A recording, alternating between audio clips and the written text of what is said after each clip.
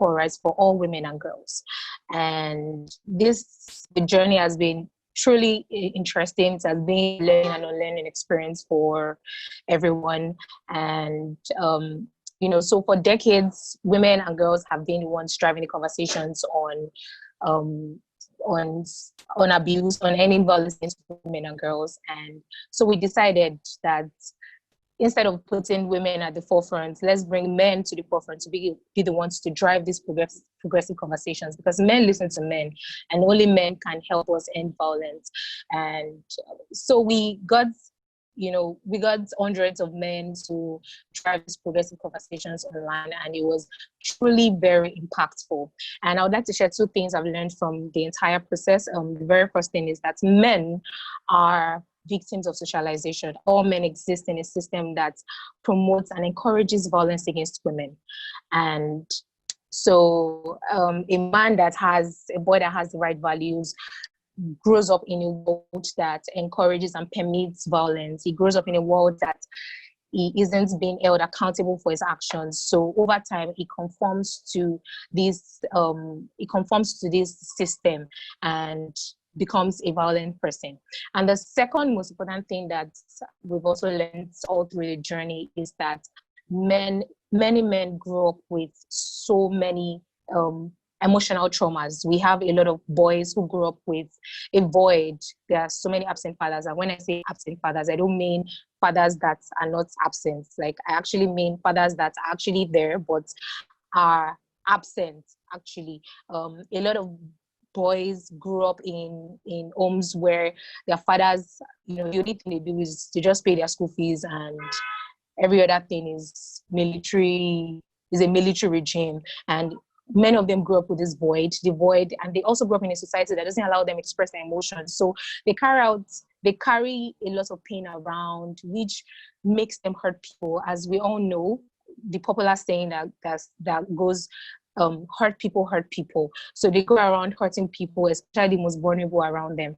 So in the course of this campaign, we've come to realize that the world will really not be changed by judgment, but by reorientation. Yes, I understand that we're angry at the system, we're angry every day. We wake up to different issues. A 70-year-old man rapes a 5-year-old. The headlines are very depressing, but then again, we need to begin to understand that men have issues, and we need to begin to pay more attention to men's mental health. I believe that is a sustainable solution to actually ending violence against women. So beyond recruiting men to be the ones to drive these conversations, we need to begin to pay more attention to men's mental health. We need to begin to invest in men's mental health. We need more initiatives that are driving, progressive conversations on helping the boy child and helping him, rise above his pain and trauma. So down to the role of strong institutions in any violence against women and girls. I believe that the very first and most important institution in the entire world is the home. A lot of the values boys learn from their homes are values that they apply to at the workplace, are values that they apply to their relationships, their relationship with the opposite sex, their relationship with their friends, their partners. So the very first and most important institution, we need to begin to raise boys in homes that value compassion, homes that value vulnerability, homes that value emotions. We need to begin to pay more attention to that. Now, the second most important institution, I believe, is the religious institution. Africa is mostly governed by religion and culture. We can't take that away from Africa. And I believe that the religious establishment plays a vital role in actually advancing the healthy masculinity cause. We need to begin to hold our religious leaders we need to begin to hold them in the high esteem, or we need to begin to place a demand on them actually to, drive these values in the religious system. We know that, for the Muslims, men always like to go to the mosque, they don't joke with their religion, basically. And as well as the church. So we need to begin to, get religious leaders to be the ones to drive these conversations. There's, the same way we have, The same way we have counseling sessions for women, we need to begin to come up with counseling sessions for men as well in the religious establishments. The same way we have mentoring for women, we need to begin to create systems and structures within the religious establishments that also, sends a strong message of a healthy masculinity, so to speak. Another very important institution, pretty much an institution, but the custodians of structure of culture. I mentioned earlier that Nigerians, Africans, pretty much do not joke with culture and tradition, and we cannot deny the fact that Africa has a very, very rich culture. You cannot take that away from us. It is what makes us. Culture unites us. However, we also need to point out that there are so many practices, a lot of practices that are detrimental to the health of women and girls. And we need to begin to reform these practices. I know I've heard a lot of people say at different points, you cannot change culture. Well, I believe that we can change culture. There was a time where, they used to kill the girl child, but now that doesn't exist anymore. And so I believe that we can actually reform cultures if we have certain cultures that are detrimental to the health of women. Let's begin to reform this culture. And I believe that, custodians of tradition, especially, they play a vital role in forming these cultures and traditions so that women can lead a fulfilling life. Now, the very third institution, I believe, is this education establishment. I want to believe, at some point, a large chunk of boys would go through school. So we need to begin to push these narratives in the classroom, especially the narratives of consent, healthy masculinity, emotional stability, gender equality. We need to begin to push those values. We need to begin to include all this in our curriculum in school. Put it in the curriculum. Let boys, information is powerful in the hands of anybody. So putting this information in the hands of boys arms them and helps them to treat women with more respect. The fourth institution is the corporate establishment. I mean, at some point, again, we're all going to work and make up a large percentage of leaders in the corporate environment. So we need to begin to give women a chance at the table.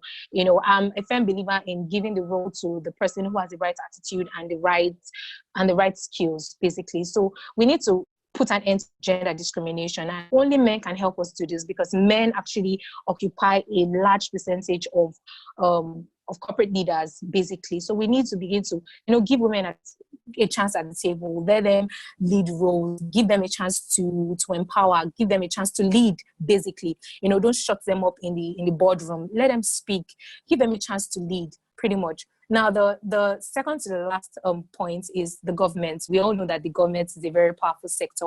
They're the ones who make the policies and the laws. And we have a lot of laws and policies. We cannot really deny that.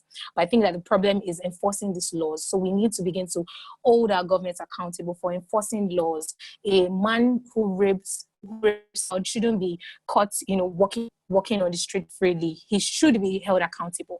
He should be in jail, and we shouldn't just, we need to do better in the legal system, basically. And also, I believe that we also need to train our law enforcement officers. Again, the law enforcement agency is made up of chunk of men, a very high percentage of men. So as first responders to violence, the police is the person you call when your neighbor is beating up his wife. The police is the person you go to when a child has been sexually abused. And we need to begin to get trainings for these men. We've heard a lot of different stories of reports from these where a woman will go to prison and she's complaining of domestic violence, and the men, they are just making fun of her, and the adequate training pretty much to respond to cases of violence against women and girls. Now, lastly, the men, the most powerful influence you have as a man is actually being a man. And there are millions of women, pretty much almost every woman and girl child in the entire world has at one point or another experienced violence. And as a man, it is very important for you to begin to lend your voice, for you to begin to advocate for women's and girls' rights. And staying silent actually makes you an enabler.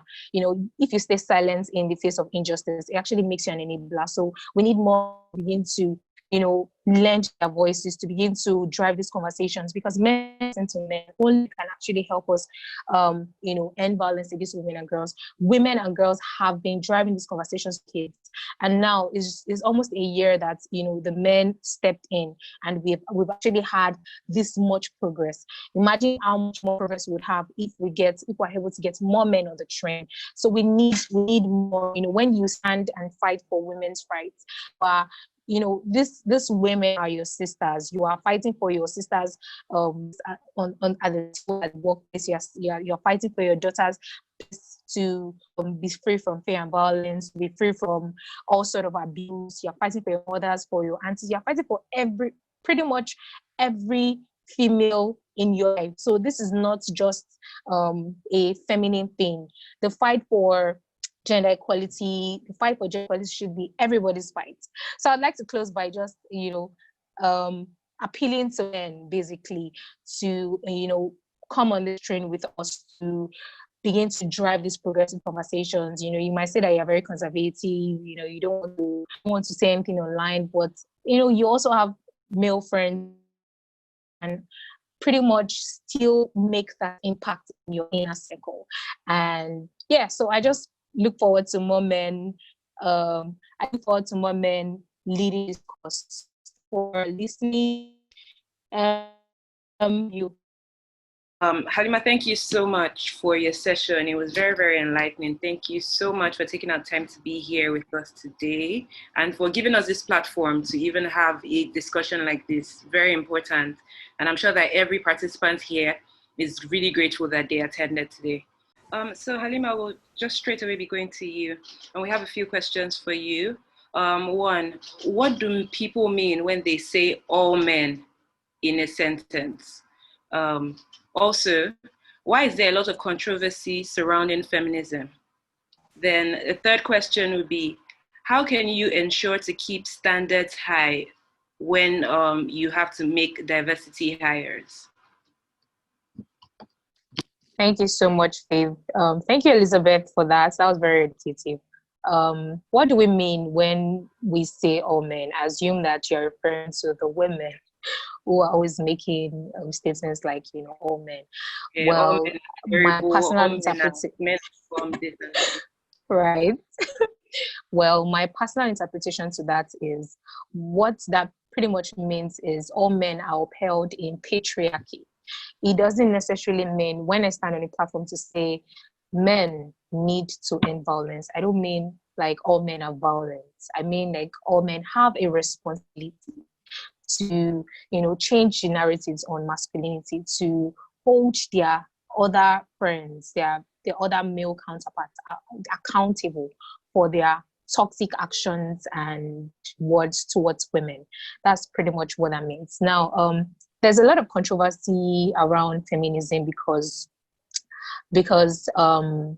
I mean, we cannot deny the fact that I know that there are currently some women that are, changing the narratives of feminism.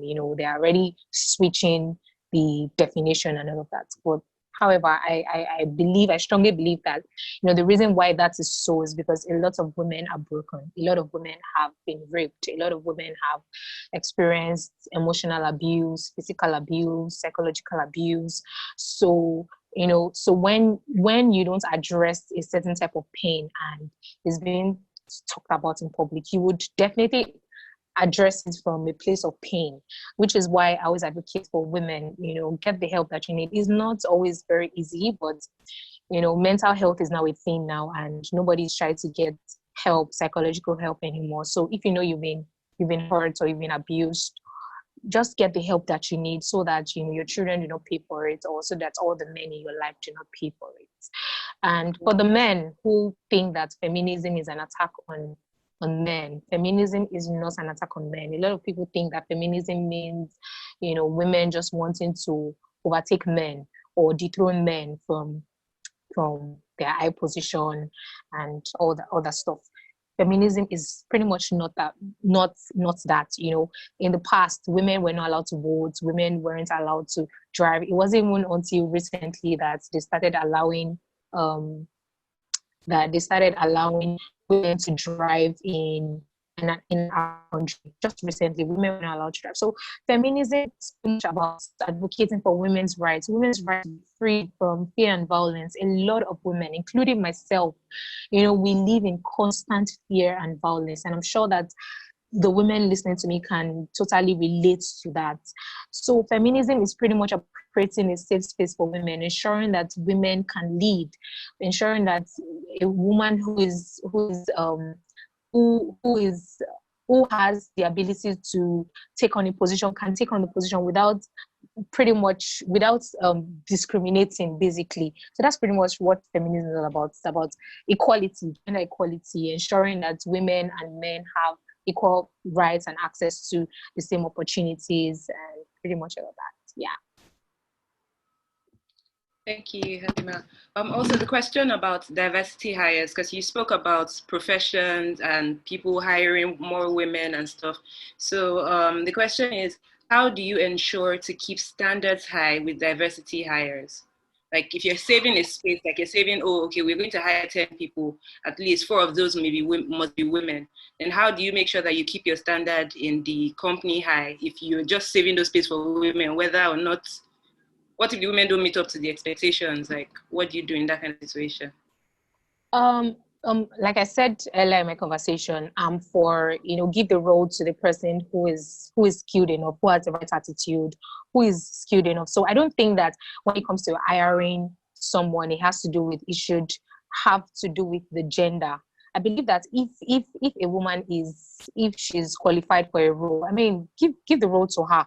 If a man is qualified for the role, give the role to the man. If a man is qualified for a leadership role in a corporate organization, by all means, give the role to him. Like Elizabeth said, I don't think it should be a gender fight or a gender battle. I think that it should just be about giving the positions to whom it's due to, pretty much, not because of your sex or anything. It should just be, I mean, as decent humans, we should just act based on what is right, basically, not what is wrong or what society considers right or wrong. I think that we should just, act based upon what is right. Thank you so much, Halima. I feel like everyone here has learned so much and has heard so much, and it's going to take a while to be able to process this, but and start to act on the things that you've learned today. Start to treat women fairly, start to pay attention to the boys in your life. Say something. Okay, you want to say something? Okay. If you just unmute her, that would be great. Elizabeth, please go ahead.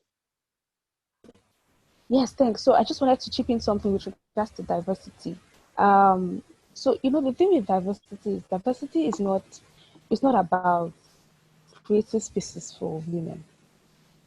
That's one thing I want to correct.